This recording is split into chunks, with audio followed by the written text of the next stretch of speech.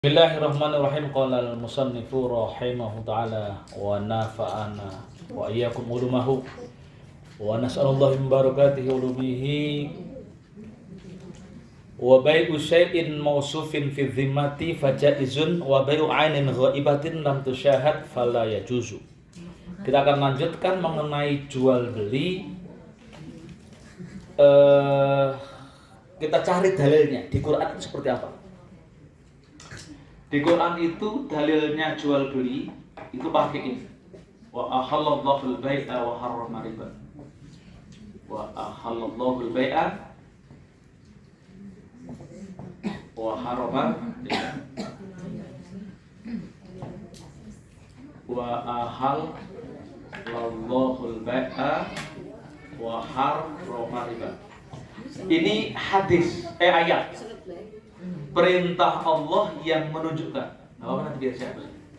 menunjukkan bahwasanya Allah menghalalkan jual beli dan mengharamkan riba. Di Quran itu antara jual beli dan riba itu berdampingan. Karena kalau kita nggak hati-hati, jadi kira-kira tembok pemisah antara jual beli dan riba itu setipis benang. Tembok kok setipis benang. Itu artinya kalau kita nggak hati-hati terjebak kepada riba. Maka ini pentingnya. Misalkan salah satu model jual beli, kan ada beberapa jenis nama jual beli. Ada pinjam minjam, ada utang piutang, ada jual beli yang biasa. Nggak hati-hati terjebak pada riba. Contoh misalkan pinjam, saya pinjam uang 500.000 per 15 ya, apa 15. Minta kira-kira yang mau pinjam sudah komitmen nanti saya nambahin 15%. Itu pinjam meminjam akadnya. Tapi karena pengen biar dapat minjem, ngasih keuntungan, mencoba memberikan kelebihan dari uang yang dipinjam. Sudah ngangkat 15% dong. Udah bilang 15%, maka nanti ketika pinjam uang lalu dikembalikan ditambah 15%, maka itu termasuk riba. Walaupun nggak minta. Pinjam meminjam ngelebihin, jadi misalkan pinjam 1 juta, tahu-tahu dikembaliin 1 juta berapa, 15% berapa ya? 1.150.000 misalkan. Jadi ini akad yang seolah-olah biasa, tapi di sini ada riba. 150.000 ini menjadi riba. Haram walaupun dia yang memberi. Lebih dari itu haram.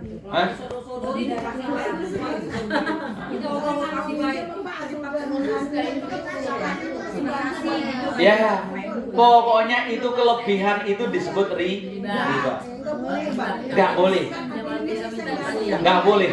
Pokoknya kalau mau pinjem, akadnya pinjem. Ya 1.000 ya 1.000 kembaliin. Kalau lebih itu namanya riba. Makanya saya wanti-wanti banget juga ke istri saya. Meskipun punya uang agak banyak itu, banyak orang datang, minjem dong. Mau ya enggak? Walaupun alasannya dagang enggak. Kan begitu. Uang ketika jual beli aja harus hati-hati. Apalagi itu jelas clear. Kita misalkan gini ya. Nih yang sering terjadi. Misalkan nih, saya pemodal. Lalu orang pinjam modal, langsung ambil uangnya, lalu uangnya dipakai untuk beli barang. Dia jual, lalu kemudian laku, ada keuntungan sekian, lalu dikembalikan uangnya. Ini hasil keuntungan. Kalau awalnya akadnya jual pinjam, maka kelebihan meskipun itu dari keuntungan jual beli yang dia jualkan, itu termasuk riba. Karena apa? Kelebihan di luar akad. Nah. Ya, harus hati-hati yang di sini. Makanya disebut kenapa riba dan jual beli batasannya setipis benang, nggak hati-hati nyemplung. Setipis benang coba ngelewat aja nggak tahu gitu. Karena saking tipisnya. Maka itulah perlunya ilmu. Nah, jadi dalam kondisi apapun, kalau akadnya pinjam, hukum pinjam-pinjam itu kalau minjamnya 1.000 yang balik 1.000. Ngutang juga begitu, ngutang 1.000 balik 1.000. Kalau lebih itu namanya riba. Itu kalau misalkan 40 nih. Sering minjemin ya? Enggak. Ada aja. Dia kan minjem 40. Tukang Ah. dia nih. Ngapain? Selama dia belum ngasih uang ke kita 40 juta itu, dia setiap bulannya 2 juta gitu. Oh. Kontrakan itu Pak, Kan kontrakan. nggak ada yang kontrakan Pak. Nggak ada yang kontrakan. Akadnya, Waktu ngomong- pokoknya perhatikan akadnya. Akadnya bukan minjemin duit. Kalau gade nggak apa-apa. Itu namanya memanfaatkan gade. Meskipun juga sebenarnya hukum dasarnya memanfaatkan gade ada yang bilang tidak boleh. Tapi ada ulama yang bolehkan, kita ikut yang boleh. Karena itu juga ada adat kita. Nah, ya. Tapi sekali lagi akadnya bukan pinjam uang gade. Awalnya ya. Iya, ya itu namanya gade. Gade namanya gade. Ya. Itu namanya gade. Kita minta tetap 10 juta, 10 Hmm. juta. Iya. Kalau uang nanti yang ini ya tetap Yang awal tetap itu 40 ya 40. Nggak boleh. Wah, terima kasih ya, saya tambahin 4 juta. Ya. Jadi ini nih jadi sekali lagi nih, tergantung akadnya. Ya. Kalau akadnya ngutangin nggak boleh. Akadnya saya utangin ini, nggak boleh, nggak bisa itu. Saya utangin ini nanti kamu store ke saya, misalkan 1 juta, itu nggak boleh. Itu termasuk riba. Karena kalau utang kembalinya seperti yang di awal, berapa banyak yang diutang, nggak boleh berlebih. Sekali lagi nih ya, hati-hati yang punya uang banyak. Ya, hati-hati yang punya uang banyak godaannya. Apalagi yang mau minjem, udahlah 15%. Wah, udah. Kelebihan itu yang disebut riba. Makanya riba itu disebut dengan kelebihan. Riba itu artinya kelebihan. Karena kalau nggak hati-hati. Contoh yang lain misalkan, ini yang penjual kredit hati-hati. Kredit itu misalkan sepakat harga baju, harga barang misalkan ya, harga barang misalkan 1 juta per bulan, 100.000 kali 10 bulan. Kalau sepakat dari awal begini per bulan 100.000. Tapi kemudian ada ini bulan ke-10 belum bayar. Mau tambahi ya, tambahi kamu rundak sampai 2 bulan tambah 100.000. Nah, di bulan maka kelebihan ini disebut riba. Yang disebut dengan riba nasi'ah. Orang memberikan tambahan, ya kan? Orang memberikan tambahan karena ada penundaan. Jadi kalau sepakat di awal 1 juta 10 kali ya cukup ini, nggak boleh gara-gara nunda ada tambahan. Ini namanya riba, haram. Nah kalau haram kan kita ingatkan kemarin ya, sesuatu barang yang dimakan adalah berasal dari barang haram, kan dimakan nih, diolah di perut, disedot di usus. Wah, bukan waletnya. Usus itu nyedot jadi darah. Jadilah dia vitamin, jadilah daging. Daging ini tumbuh dari barang yang haram. Jadilah dia sampai ke hati. Hati ini tumbuh dari barang yang haram. Maka kalau ini tumbuh dari barang yang haram, maka nih sampai ke otak, pikirannya haram lulu nih. Jadi sebenarnya kalau kita itu banyak berperilaku yang haram, kita harus mengoreksi. Salah satunya, jangan-jangan makanan kita ada yang haram. Makanya pikirannya haram. Pikirannya minum-minuman, pikirannya nyuri, pikirannya maksiat, pikirannya apa lagi ya? Ya pokoknya riba lagi begitu. Kan begitu. Kenapa? Karena yang dimakan haram. Haram, disedot diolah di perut, disedot di usus ya. Vitaminnya daging ini tumbuh dari haram, termasuk daging hatinya. Nah, kalau hatinya sudah tumbuh dari yang haram, maka mempengaruhi pikirannya. Pikirannya maka mudah sekali untuk melakukan hal-hal yang diharamkan. Maka hati-hati di sini. Hati-hati, Bang. Karena tadi sekali hati ini haram, maka dia akan mengomandu seluruh anggota badan untuk berbuat haram dan maksiat. Nah, ini hanya bisa bersih kalau kita lakukan dengan cara taubat. Jadi sekali lagi, Allah dari awal udah kalau mau jual beli saja, jangan ini. Minjem emas misalkan. Emas 10 gram misalkan. Pulangnya menjadi 11 gram. 1 gramnya menjadi riba. Kan gitu. Jadi nggak boleh minjamin emas. Kalau mau minjamnya 10 gram ya kembalinya 10 gram. Kalau misalkan awalnya 10 gramnya 22 karat, nanti kemudian kok 10 gramnya 24 karat, maka itu jadi riba juga karena tidak sebanding. Pokoknya sesuai ukuran awal. Kalau misalkan 10 gram sekarang misalkan 10 juta, nanti dia ngulangi. Jangan pakai uang, pakai emas. Iya, tetap uangnya kan bisa berlebih. Kan emas itu nggak bisa dipatokin harus segini-segini enggak. Kalau gramnya kan tetap. Ya pakai uang saja. Pakai emas saja. Pakai emas saja. Kalau utangnya emas, kembalinya emas. Walaupun dia mau beli berapa pokoknya Iya. 10 gram. Misalkan gini, dulu tahun 2015 1 gram itu 400.000. Sekarang udah 1 juta. Kalau pinjam uang dulu 400.000, ya kembali 400.000. Kalau pinjam uang. Oh iya, kalau bentuk emas. Mending emas. Istilah dia ya. Kita mas 10 gram. Ya emas 10 gram 10 gram. Karena dulu utangnya emas 10 gram. Kira-kira begitu. Makanya sebenarnya daripada minjemin uang, mending minjemin emas. Kalau minjemin uang banyak ruginya. 5 tahun nggak dibayar-bayar 400.000. Padahal sekarang sudah 1 juta. Kalau emas kan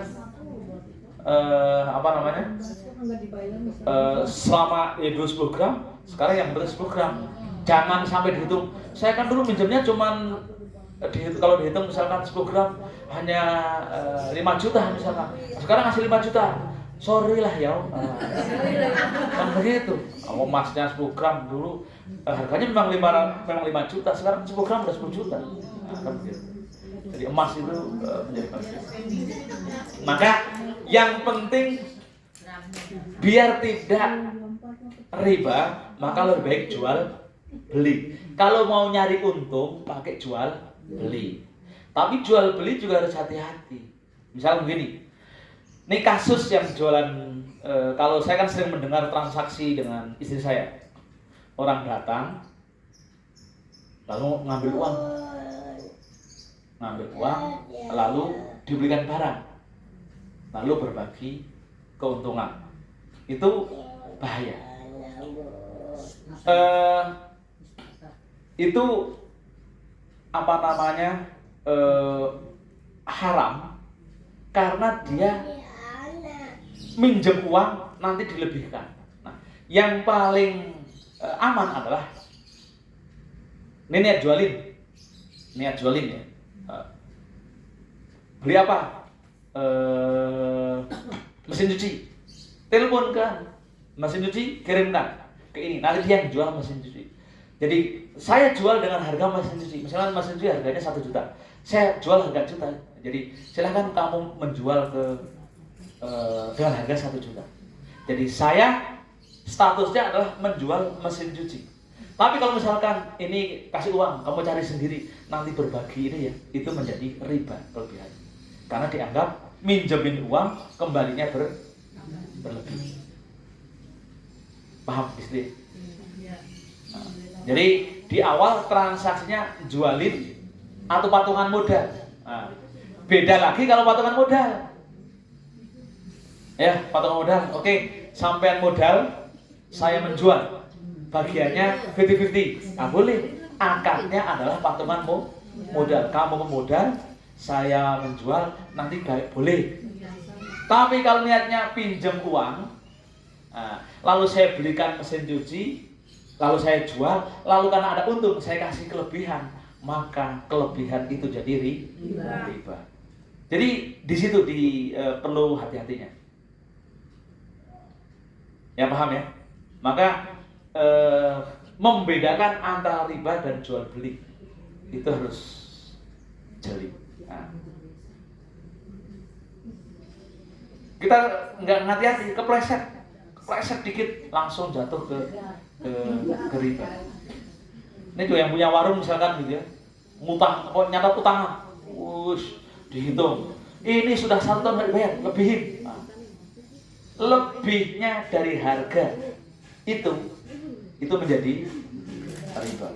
Misal setahun nggak bayar, ngebon dulu tiap bulan kan, di total keluar 500.000. Ini karena sudah kita kasih tambahin ini harga barang 500.000. Karena kamu nundanya setahun menjadi 600.000. Nah, 100.000-nya itu menjadi riba. Ya. Lebih ini juga harus hati-hati. Nyatet lalu kemudian lupa. Udah 600.000 aja, pada jualin 500.000. Wah, itu pura-pura lupa. Pura-pura lupa atau apa? Itu bahaya juga. Maka penting ketika punya utang harus dicatat, biar tidak dikira-kira. Jadi hati-hati sekali. Ini masalahnya kita itu kadang terlalu baik sama teman, terlalu baik sama tetangga. Semua utang nggak dicatat, mengandalkan utang. Kan begitu. Nanti utangnya berapa ya? Utangnya berapa ya? Aku utang nih. Apa dia besok kebayar nggak? Apa lama udah nggak bayar? Tapi ini masih sekarang udah bayar. Kan bawa dia nih. Nah, sekarang begini, ini untuk antisipasi, kan kita tahu ya, utang yang tertunda akan Hubungan janji. Enggak, ini pokoknya gini. Utang yang tertunda apalagi terlupakan, sekali lagi mengancam perjalanan ruh sampai ke hadirat Allah. Ingat itu ya. Kan itu ya. Nah, lalu kemudian kalau ingat antara banyak dan kurang, mana yang lebih dahulukan? Misalnya begini. Kita yang utang itu lupa sudah bayar atau belum. Nah, sudah bayar atau belum. Kalau kita yang utang, untuk selamatnya lebih baik anggap saja belum. Misalnya begini, tadi utang berapa? 500.000. Lalu ingat-ingatnya sudah bayar 250.000. Tapi ini ingat lupa. Ingat lupa. Maka yang paling aman bagi kita anggap ini belum bayar. Maka bayar tetap 500.000. Lebih baik lebih kali Pak ya. Iya, ini menjadi lebih baik, lebih aman. Dibayar dia bayar lagi kalau Kan gitu. Tapi kalau yang dibayar ingat, udah ya, yang baik yang ingetin, sudah. Jangan pura-pura, wah saya lupa juga. Ya. Kalau utang itu ya, jadi lebih baik seperti orang ketika sholat itu lupa sholat duhur karena gelayang gitu, ingat ini sudah 3 rakaat atau baru 4 rakaat, kan begitu ya. Maka bagi kita yang melaksanakan putuskan, mantapkan yang sedikit. Jadi ingatnya ini 3 apa 2, maka pilih 2. Pilih 2. Jadi mau tahiyat akhir karena dia pilih 2 maka diulang lagi. Kan gitu. Jadi kalau ragu antara 3 atau 2, pilih 2. Sama dengan utang. Utang itu ketika antara sudah atau belum, anggap yang belum. Itu lebih aman. Lebih aman daripada nanti utang ternyata di akhirat di absen, kamu masih punya utang tapi belum dibayar. Nanti begini masalahnya. Antrian orang bayar utang itu, utang yang nggak dibayar itu antriannya 2000 tahun. Misalnya begini, 2000 tahun. Misalkan saya masuk, udah mau masuk surga nih. Di absen, kamu punya utang, ini belum dibayar. Nah, yang belum dibayar di belakang sono. Kamu tunggu sampai nanti yang kamu utangi masuk masa hisab. Nunggu coba 2000 tahun. 2000 tahun di akhirat itu 1 hari saja sama dengan 1000 tahun. Jadi kalau 2000 tahun itu sama dengan 2 juta tahun. Hitungan dunianya. Coba 2 juta tahun begini terus. Apa enggak lumutan? Kan begitu, nunggu.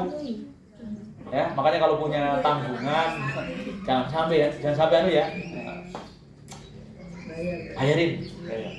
Pokoknya kalau nggak punya duit pun niat.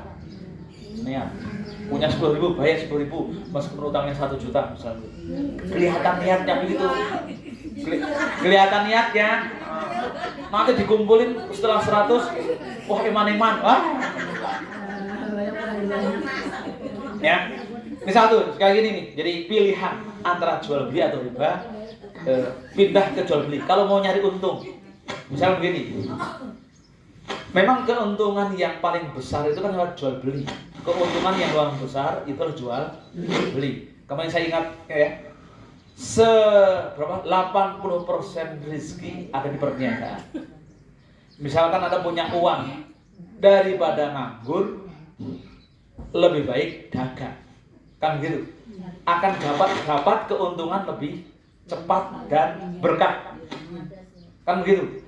Kalau males keliling, apa namanya tuh? Kongsi, patungan. Kalau males keliling, cari orang yang bisa keliling, pakai perjanjian nih, utangnya perjanjian bagi modalnya juga jelas. Jadi tambahan yang diperoleh melalui kesepakatan dalam jual beli halal. Kayak tadi misalkan bermodal, saya kasihkan, nanti kita berbagi ya. Karena modal di saya, kamu yang jalan, oke kita 50-50. Jadi kalau misalkan sebuah barang, tapi kan harus modal jujur ya. Barang A harga sekian, dijual sekian, kelebihannya sekian, itu dibagi 50-50. Sepakat di awal. Tapi kalau kemudian misalkan ada ketidakjujuran, ini menjadi gharar. Namanya bai'ul gharar. Bai'ul gharar itu ada aspek tipu menipu. Contohnya begini. Oke, ini jual dalam laporan jual kulkas. Kulkas harganya 1.400, tapi ditulis sama dia kan 1.800.000. Misalkan begitu. 1.800.000. Nah, ini namanya menipu. Nanti biar bikin margin ketika dijual harganya 2 juta misalkan. Biar marginnya cuma 400, dia katanya sudah dapat margin 200 misalkan. Itu namanya menipu karena tidak jujur. Dia sudah naikkan dulu baru dijual. Nah, yang dapat keharamannya adalah pihak satu. Pihak yang menjual. Jadi misalkan A itu pemodal, B itu yang jual. Ya. Ini yang modal sepakat baginya ada 50-50 misalkan. 50-50. Suatu saat jual barang. Ini kan kalau sudah sepakat kongsi maka harus jujur. Cuma kadang sulitnya kan di situ. Antar dua orang yang berkongsi sulit untuk jujur. Biasanya nih. Ini modal masih oke, ini beli modal 1 juta misalkan. Lalu kemudian di sini nanti akan menjual 1.600.000 misalkan. Tapi ini laporan bahwasanya barangnya harganya 1.200. Misalkan begitu. Nah, laporan ini padahal beli barangnya 1.000, tapi kemudian dia melebihkan 200. Ini adalah dia melakukan gharar. Dia melakukan ketidakjujuran. Maka ini menjadi haram. Tapi yang dapat haramnya bukan di sini, tapi yang dapat haramnya adalah di sini. Karena dia tidak jujur. Dijual beli yang basisnya ketidakjujuran itu juga haram. Saya contohkan lagi. Jual beli baju.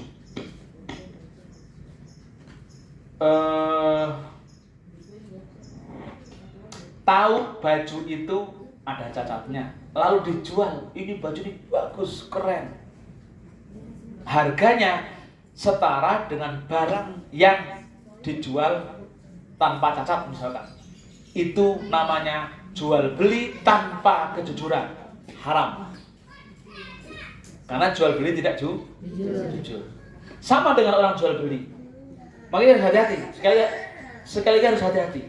Orang jual beli menginformasikan. Udah nawarin barang, lalu kemudian bilangnya begini. Karena si pembeli itu nawarnya sampai mepet banget, belum balik modal. Belum apa biasanya? Belum balik modal apanya? Apa? Belum dapat, misalnya begitu. Padahal sudah dapat. Ini ketidakjujuran. Karena bilangnya belum dapat, padahal hitung-hitungannya sudah dapat. Itu sama saja dengan jual beli tidak jujur. Maka potensi haram. Tidak jujur. Maka hati-hati sekali kita sebagai penjual menggunakan kata-kata yang kayak tadi belum dapat atau belum balik modal. Kalau betul-betul belum balik modal nggak masalah. Permasalahannya kecenderungannya ini untuk menunjukkan kalau belum dapat untung lalu bilangnya belum balik modal. Nah, khawatirnya begitu. Harga 100.000, orang nawar 90.000, belum balik modal. Oke, kalau memang betul begitu ya. Khawatirnya sudah 110.000 nawarnya, bilangnya tetap belum balik. Nah, itu yang nggak boleh. Ya, kalau barang harga 100.000, orang nawar 90.000, lalu kita bilang belum balik modal, benar. Tapi kalau barang dibeli harga 100.000, kita jual 150.000, lalu ditawar 110.000, lalu kita bilang belum balik modal, berarti kita bohong. Sebuah transaksi yang basisnya bohong itu haram. Paham persis ya? Oke. Jadi ini dalil pertama. Maka karena sekali lagi di zaman dulu itu orang terlalu sering kepleset ke sini, maka tidak bisa membedakan mana jual beli dan mana riba. Maka Allah menegaskan wa ahallallahu al-bai'a wa harrama riba itu karena di sini yang menjadi perhatiannya. Nah, yang kedua yang perlu perhatikan lagi,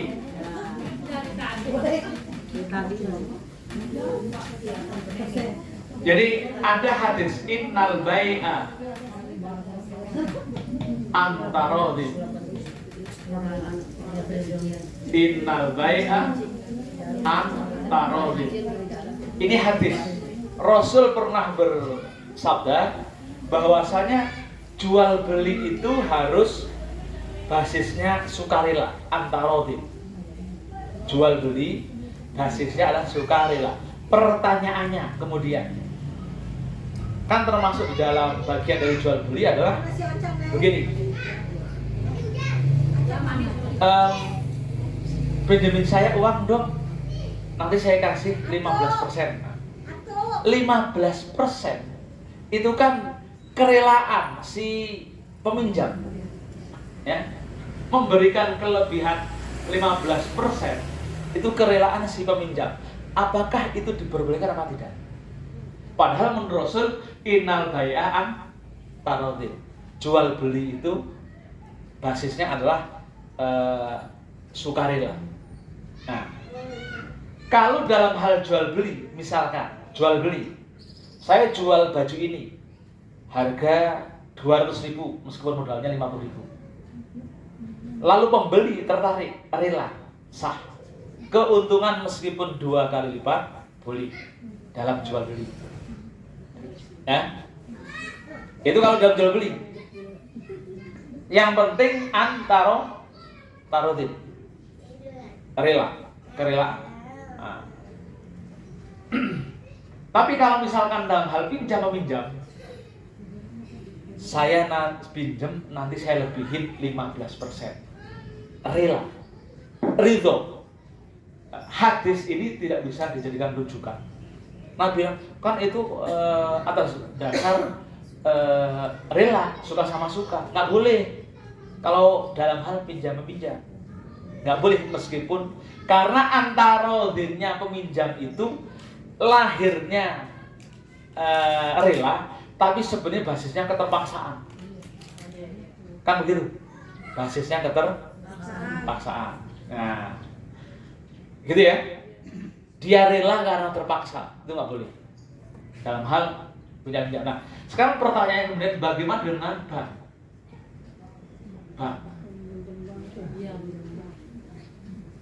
Bank kalau pinjem itu kan bunganya sekitar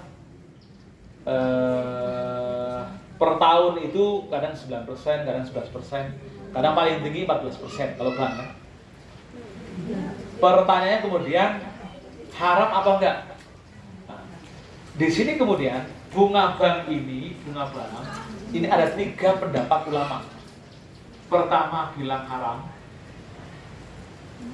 yang kedua itu halal atau boleh. Di sini boleh karena darurat. Ini pendapat para ulama. Bunga bank itu ada 3, haram, halal, dan boleh karena darurat. Nah, dari 3 pendapat ini, yang menyatakan haram karena melihat bunga bank itu riba. Ingat, bunga bank belum tentu riba. Nah, tapi yang mengatakan haram di bunga bank itu karena dia mengatakan bunga bank itu riba. Nah, persoalannya kemudian, ini persoalannya kemudian, kalau kita menganggap bunga bank itu haram, ya, banyak sekali yang berkaitan dengan bank. Kan kalau sesuatu transaksi prosesnya haram, maka semua yang dihasilkan dari bank adalah haram, pegawainya kena keharaman, yang bersentuhan dengan keharaman. Maka sekali kita mengikuti pendapat bank dan bunga bank haram, maka nanti itu aspal haram. Dan aspal itu berasal dari pinjaman bank. Uang negara disalurkan melalui bank, bantuan disalurkan melalui bank. Rumah haram, rumah kan kayak saya nggak bisa bangun rumah kalau nggak pinjam. Nah, haram lagi. Saya jalan-jalan dari sini sampai kantor, itu kan bank semua itu, haram lagi. Wah. Jadi kita hidup di atas keharaman. Makanya saya nggak ikut pendapat yang ini. Kenapa? Karena ini kalau sekali haram, maka semuanya menjadi haram. Uang saya di bank semua, kan begitu. Katanya kalau sesuatu haram, maka semuanya itu kena haramnya. Pegawainya dapat haramnya, yang diproduk melalui bank juga dapat haramnya. Semua kan dibangun lewat bank semua. Nah, maka ini saya nggak ikut ini. Yang kedua, nah, pendapat yang mengatakan boleh. Ini boleh. Ini kalau ikut saya termasuk yang membolehkan, ikut yang boleh. Kenapa boleh? Karena dalam bank, kelebihan bank itu atau dalam hal sebutan bunga bank itu adalah kelebihan yang diberikan karena investasi. Uang yang masuk ke bank itu tidak ada yang diam, tapi diputar untuk tol. Tol itu kan ada keuntungan tiap maka nanti berbagi. Salah satu bagian itu diberikan ke nasabah, karena ketika kita naruh di bank itu disebut investasi. Itu satu. Yang kedua, uang yang disimpan itu mengalami inflasi. Inflasi itu gini, inflasi itu kayak tadi, emas itu 1 gram di tahun 2015 itu kan 400.000. Sekarang 2023 itu udah 1 juta. Nah, ini namanya inflasi. Dulu 400.000, sekarang 4 juta. Itu inflasi. Nah, bunga bank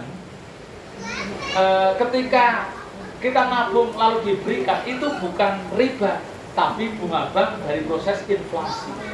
Selain investasi juga inflasi, maka halal. Nah, ini yang saya ikuti pendapat ini. Nah, ada yang pendapat yang ini agak tengah-tengah, boleh karena darurat. Bilangnya kenapa boleh? Karena darurat, belum banyak bank syariah. Nah, sekarang sudah banyak bank syariah, maka ya orang harus bertransaksi ke bank syariah. Cuman persoalannya kemudian di dalam bank syariah itu ternyata 80% modal bank syariah ini masih di bank konvensional itu.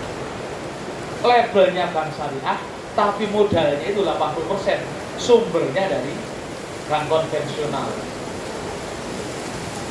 Jadi itu jadi menjadi persoalan. Nah, maka kalau saya ikut ini, sehingga kemudian saya mengatakan bank bertransaksi di bank tetap halal, sehingga kemudian saya melewati jalan tetap aman karena halal.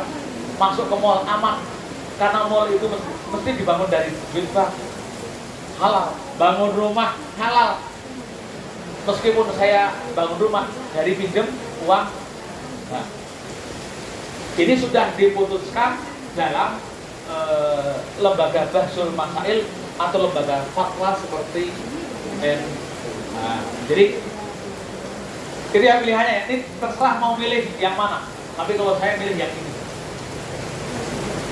Kalau mau wah ini aja, ya monggo saja, terserah.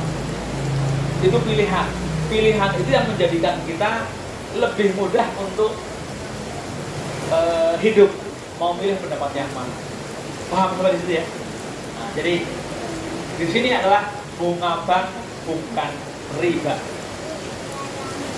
Begitu, ya.